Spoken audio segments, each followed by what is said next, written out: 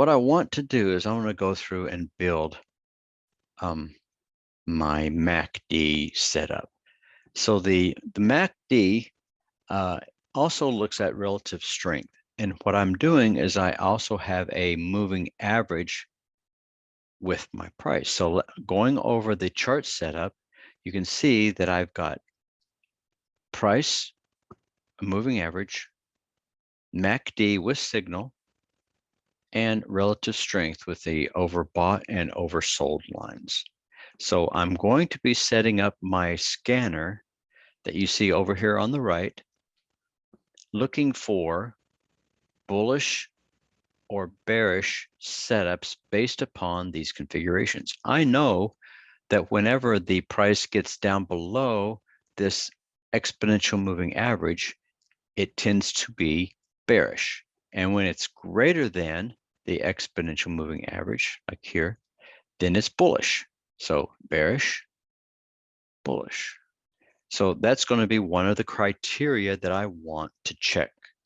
Second, on MACD, I know that when I see a MACD signal line and the histogram itself cross, that gives me a good indication of either a buy or a sell. So when this histogram, which is the faster of the two, crosses above the slower signal line, which is the red line, that's a bullish signal. Whenever I see it cross below the red line, that's usually a bearish signal. Now, of course, you get these crosses mixed in along the way, but the idea behind multiple indicators is to help to negate the false indications and to stay in line with what the true direction of price is going. So that's what I'm going to be looking for. I want to take a bullish sentiment from the moving average. I want to take a bullish sentiment from my MACD, and I want to determine if relative strength is rising or falling. Now, in this case, I'm not looking to see if it's overbought or oversold. I'm looking to see if the slope of my strength is increasing. That's bullish. If the slope of relative strength is decreasing, that's bearish. So I want to include all of this in a configuration, and I want my scanner to look for it without me having to do anything else but to look at the colors. And if I see a color on my scanner that says green, I know all of the conditions that I've set up are in line and I am looking for a potential buy. And vice versa, if it's red, I'm looking for a specific sell. If there's some no man land, that is, if I'm above the moving average, but I see a cross on my MACD, or maybe the slope on the RSI is going down, then that's going to produce a yellow or a halfway between. So all of the conditions are not true, then it's going to be yellow. Pretty simple to do. And notice how I can just look over at all of the instruments I'm interested in one glance and see which instruments I'd be interested in. It's pretty powerful. So let's spend some time specifically on the scanner setup for this. Now I'm going to have another presentation at a different date that's going to go and show you all the details of setting up the charts.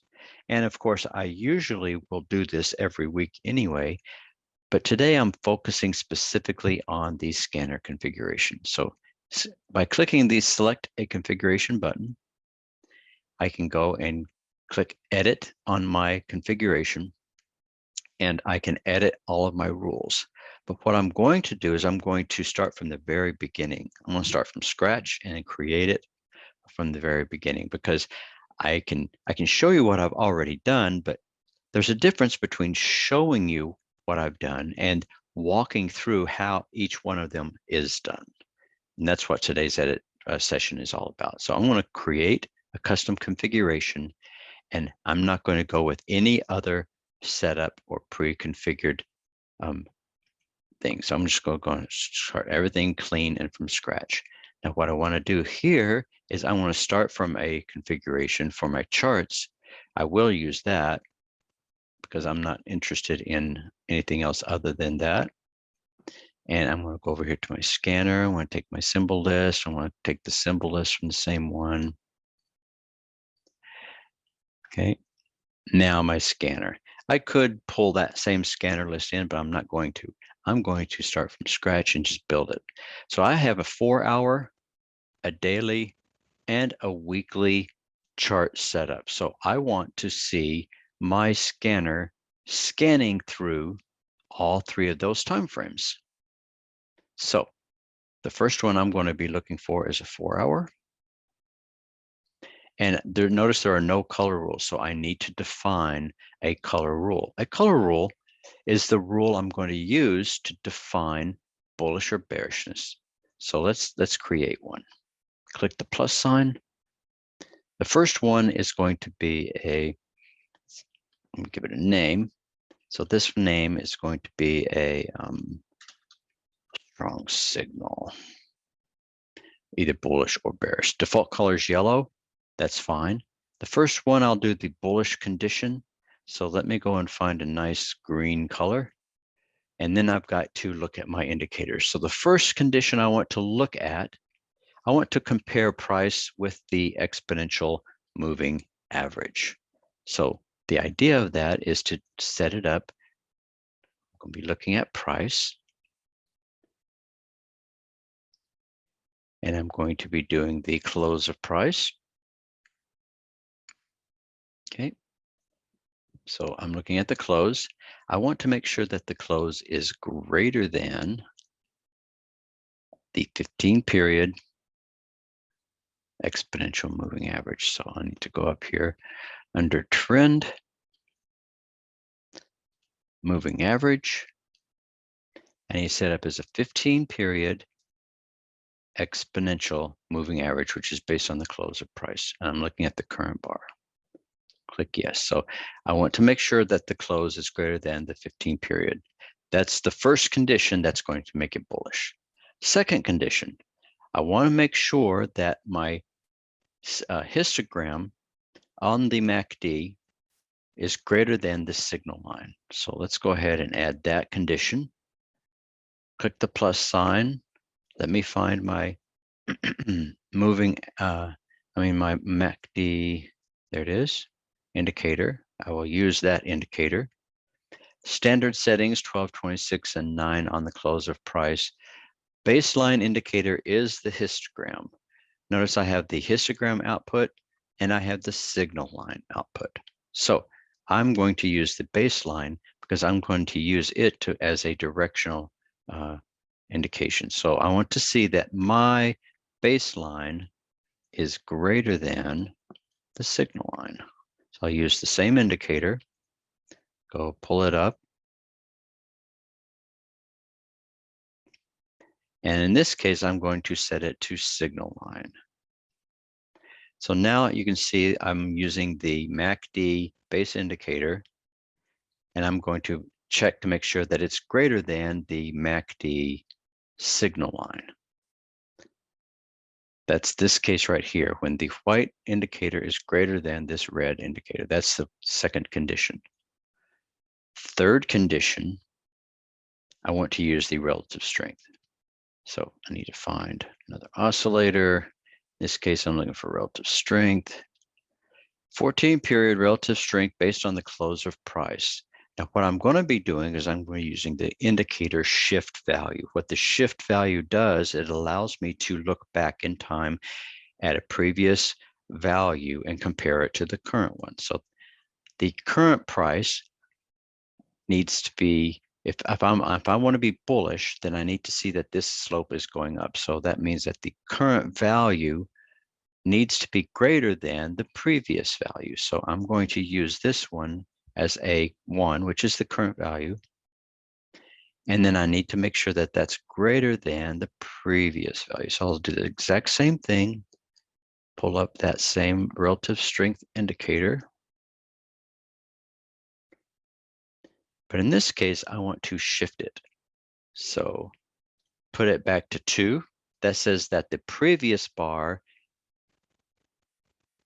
if I'm looking at this, then the current bar is here, and the previous bar would be one bar below it, one there. So I want to see that the current bar is greater than the previous bar.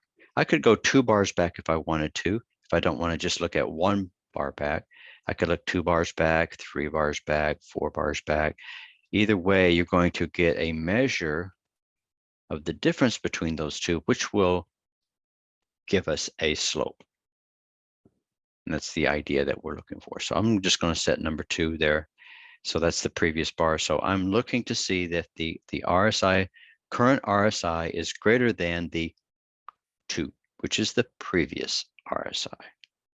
If all 3 of these are true, I want that cell to go green. Now I want to make a bearish condition. So let me find my red.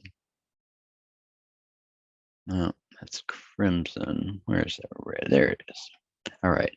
So now, since MT4 Professional is professional and very easy to use, all I have to do is just go and find the exact same indicators I've already set up and just drop down and find them. So in this case, close needs to be less than the 15-period EMA, right? So if price closes below that, that's the start of a bear move.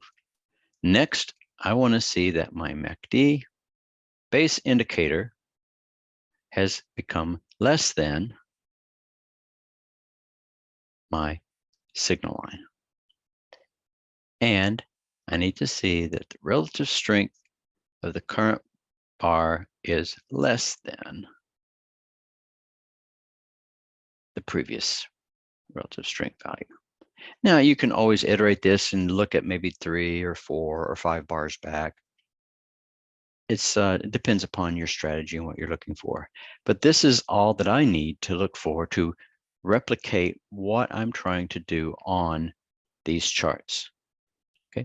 If I wanted another condition, I can just simply click the plus sign and give myself another condition. If I have some descriptions or notes I want to put in here, then there's a place for that as well. I've already given it a name. It's called strong signal. My default color will be yellow if neither of these conditions are true. So what the scanner will do is it will come in, look for condition 1 first. Whatever appears here, it'll always go to first. It'll go in this order. Close greater than the moving average, and MACD has to be greater than, and the RSI has to be sloping up. All of these have to be true. That's what the AND operator does.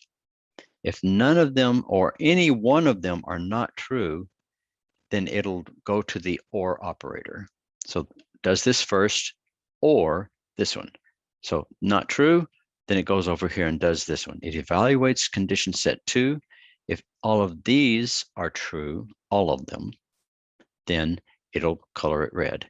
If any one of these are not true, then it'll go to the next OR. If there are no other ORs, then by default, it'll go to the default color.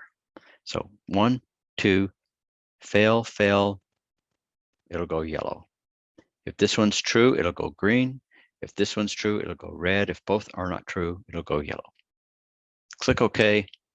Now you can see I have strong signal on my 4-hour chart.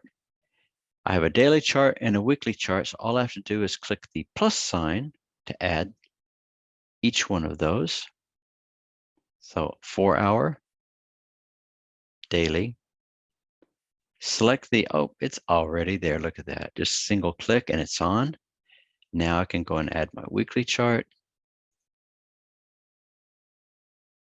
Pull it down, push that on it. So now I am using the exact same scan criteria for all 3 of the time frames I was interested in. And it will go through it every single time. If I want to be notified whenever this signal fires, whenever all the conditions are true, then all I have to do is tick this mark and it will automatically start notifying me through the MT4 notification system. And if you set up and verify your phone number on the MT4 members area, then you will get notified through SMS messaging as well. The size configuration just automatically sizes the width of your scanner panel. So you don't have to worry about setting that up. It's automatic, so it'll take care of you. If you want to make it larger or smaller because maybe you have 3, 4, or 5 different ones you're using, or if you're only looking at one, then you can adjust it if you need to, but usually the auto setting is perfectly fine. So click OK and make sure that you click the Save button. Got to give it a name. So I'm going to call this one MACD RSI EMA and price. There we go.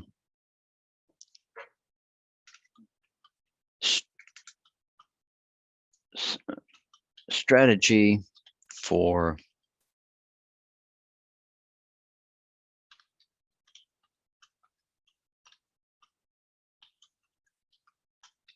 there. And let me save that. Close this off. Now you'll see that I have the MACD, RSI, EMA, and price configuration ready to go. So now all I have to do is just click the load button and it will automatically load that configuration up for me. And notice the charts all look exactly like the previous one. The symbol list is the same, but did I replicate the scanner so that it did it properly? Well, it looks like it's working to me. If we click on the dollar Canadian, we can see that the dollar Canadian is currently bearish, bearish, bearish. So that's a good indication. That's bearish. Daily indication, we are closed below. So that's bearish. That's bearish. That's sloping down. That's bearish. That's 2 down. The third one is the weekly. It says that it's yellow. It's because the first item is still bullish. So it has not crossed under. The MACD has crossed under. The slope looks like it's flat. So you can see it's still kind of in flux. It hasn't decided which direction to go. So it's yellow. So we're waiting for some real clear indication. So looks like everything is working just the way I wanted it to. Awesome. So are there any questions? That's a great way to go through and see the power of MT4 Professional and how easily you can use it to set up and configure the strategies that you're looking for, regardless of the number of time frames or the number of indicators or instruments that you want to use.